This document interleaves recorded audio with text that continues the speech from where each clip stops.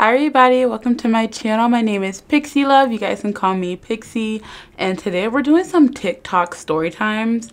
Mostly because I didn't prepare for this video at all. I almost forgot to record. I'm like, oh wait, I have to post a video because it's Friday. But yeah, trying something new. I think I did like exposed TikToks, and I think we did cringy TikToks. Let's do some TikTok story times, okay? Because we like juice, we like drama, and I like judging people's lives, so let's do it. So I'm gonna tell you about the time I got into a fight with this tall girl. She was like 5'7", I was like 5'1". Mind you, a week before the fight, we was in class and we was playing around, and she was like, girl, I will really beat your small self up. What does size got to do with anything? Okay, I am a tall girl, according to her, because I'm 5'7", and my little sister is 5'4". And like, it's so funny when people think that they can beat her up. I've seen this girl tackle grown men that are like twice her weight and like 3 times her size. Nah, I don't think anyone is unbeatable just because they're short. Okay, like, that's something I find it very funny. But I also, as a tall girl, I think I can beat anybody's ass. But then again, I'm also a big bitch, so I'm like, I could fight anybody. But I'm also very confident in my fighting skills. So yeah, maybe I'll do a story time on one of my fights. Because fast forward a week later, I definitely showed you size didn't mean anything. So a week later, we was in the bathroom and I confronted her about talking about me. It was a couple other girls too, because she was basically talking about us to each other and thought that like we wouldn't find out. So she was quiet in the bathroom, but when she came upstairs, she went to her class, and I guess she was feeling confident that she walked to my class in the middle of her class and asked me if I had a problem. She was feeling confident because she was around her little friend in my class. And I was like, do you have a problem? And she was like, yeah. So I said, solve it, because I'm not scared of you, Miss Giraffe, Miss Girl. So we go in the hallway. She taps my cheek. Honey, if I tell you hit me first, you better rock me. You better knock me out. If you want to see the video, the YouTube link is in my bio. Ooh, okay. I think I'm definitely gonna post a TikTok about my fight. Yeah, me and my... Yes, you know, that's what we're doing. I'm gonna post a video on TikTok. I'm gonna do my own little story time because, listen, I'm not a fighter. I never hit first.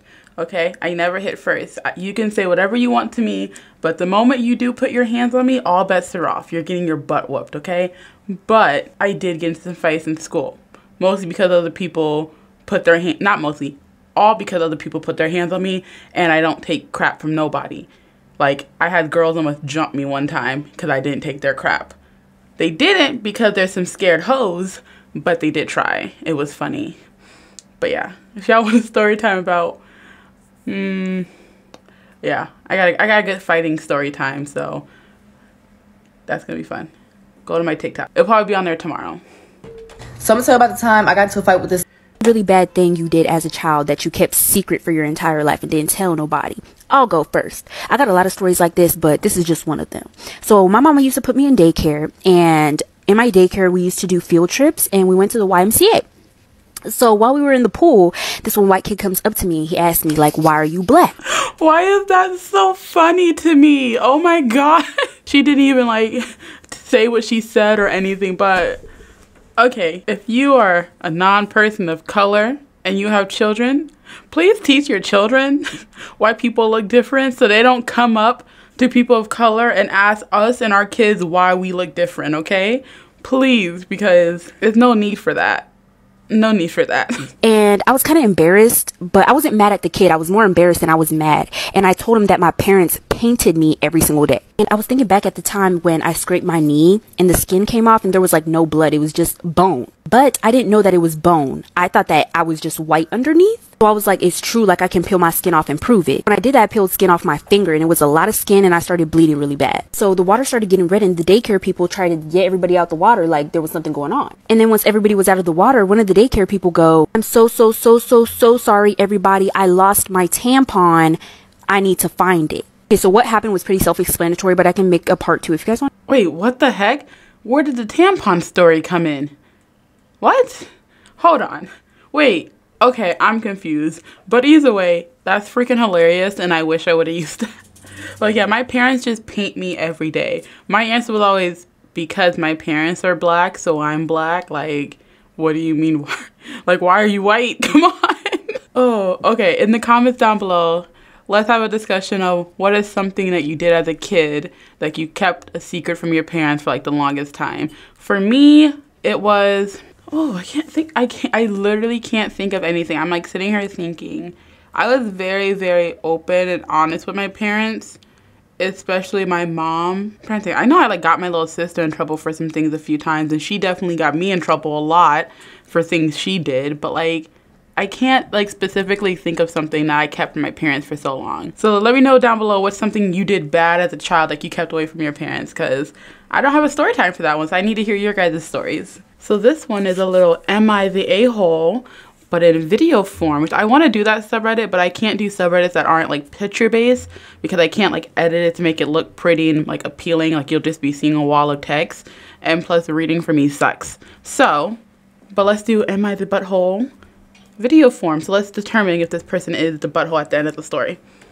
Am I the asshole for having my 18-year-old daughter pay for her own feminine hygiene products? My 18-year-old daughter graduated a week ago. She pays rent, splits the bills with me, and pays for her own phone bill. She's a very independent young girl.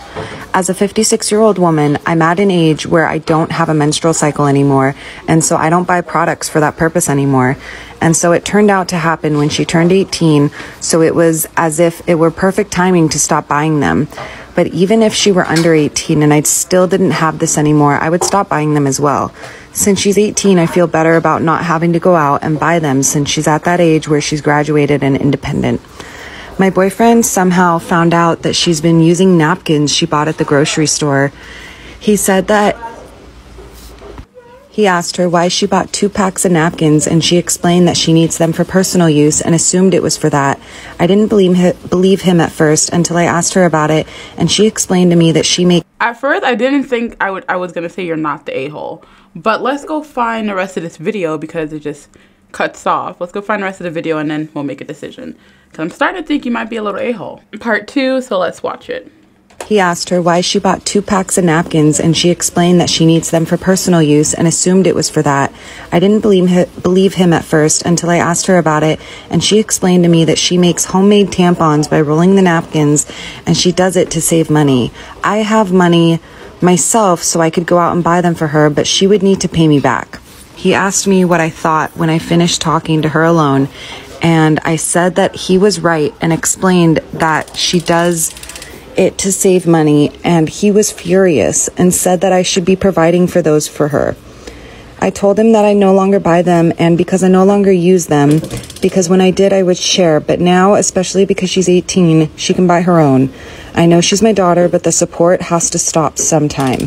The reason my boyfriend was furious was because she got her thing and found out there were no products left. So she had to use napkins, and now she only... Okay, I don't think there's a part 3 to that, so that doesn't matter. Yes, you are a butthole for that. Yes, you are like not obligated to continue to buy your child tampons or feminine products or whatever, but just because a child turns 18 doesn't mean it's always the right thing to just immediately cut off financial support, especially in today's economy where it's really hard to live on your own. And if she's not doing it because she doesn't want to buy them or she wants to use her money for something else, she's literally trying to make sure she can save money so she can have money. She's paying rent, she's paying her phone bill and stuff like that. And there's nothing wrong with her doing those things at age 18. It seems like she just graduated, so I feel like she was probably doing that before age 18, and I think that's messed up. Your kids should not be paying rent before they're 18 years old. Like, I definitely not, even if they have a job, it's not your kid's job to be financially paying for your bills at that point. But yeah, because like it's not like I don't think you're hurting for the cash. I don't think you're struggling for it. And I feel like as a mother and a woman, you should want to be able to help your child when you can. And not like you're going to be buying her feminine products for the rest of her life, but it's just like while she's still living under your roof and she's probably working some part-time freaking job at a mall or something, it would probably be nice for you to be buying her freaking a box of tampons. They're like $7. I know it's probably not that hard for her to do either, but it's definitely not too hard for you to do it. It's like $7 a month. I think you'll be okay. But like, I don't know, because my mom was not the richest person, but she definitely did what she could, and she allowed me and my sister to live with her until we were ready to move out. Both of us didn't really move out until we got into serious relationships. My sister joined the military, I got into a serious relationship, but she didn't require us to pay any bills or anything until we started working. So if we wanted to, we could have just been lazy bums and just like not work. But we moved around a lot. So once we actually got settled down to a state and we knew we were settled, we both did get jobs at the same place. And then my mom asked us for like $200 in rent and to pay our own phone bill. Basically what it seemed like she was doing. And she kind of did supply everything else for us. She bought our food. She still bought our feminine products. She still basically did everything else for us. She paid all the other bills, you know. So she yeah, she was supplying a lot. And even if I would buy like my own feminine products, which I think I did buy sometimes, if I didn't have the money for it, or if I was an immature young adult and spent my money on something else, my mom would gladly go buy those feminine products for me, like, because she was my mother. And I was a stupid kid spending money on like concerts and clothes and food and going to Dave & Buster's every time I got paid. Me and my sister together. And when we needed money, our mom was there. And now we both live on our own just fine and buy all of our own stuff. And now my mom asks me for money, so we're fine. But yeah, I don't know. That one, like, no, you're not obligated to do anything. But I just feel like as a mother and as a woman and as another human being, if your child is like literally bleeding on a napkin, okay, even if it wasn't my child, if my coworker told me that they couldn't afford a freaking box of tampons and I had a couple extra dollars, I would buy a box of tampons and be like, don't worry about it. Like, I don't understand how you could do that as a mother and just not buy that for your child. That's just weird. That just seems kind of heartless to me. Y'all, please! I will never hang out with a white boy again. This white boy came to pick me up. You know, I was trying to get that little diddly dick. And as soon as we get into the car, he's smiling at first and then he starts looking at me weird. I'm just like, okay, whatever. So we drive to his house. His mom is... I'm not gonna be able to get through this. His mom is there and she looks fucking terrified when she looks at me. I'm like, okay, whatever. I'm probably the first bad bitch that he brought to this house. I'm sorry. So we go into his room. You know, we're just chilling, watching a movie, whatever. And then his mom pulls him out of the room. When he comes back, he asks me, do you need to go to the hospital? I'm like, no. Why the fuck would I need to go to the hospital? He looks at me. He's like, oh, me and my mom noticed that your scalp is peeling off. It was my fucking lace. My fucking lace friend. So I'm like, what? And I run into the bathroom and I'm looking in the mirror. I look in the mirror and I see a whole part of my lace is lifted up. Once I told him it was my hair, he got mad and called me a catfish. He made me Uber myself home.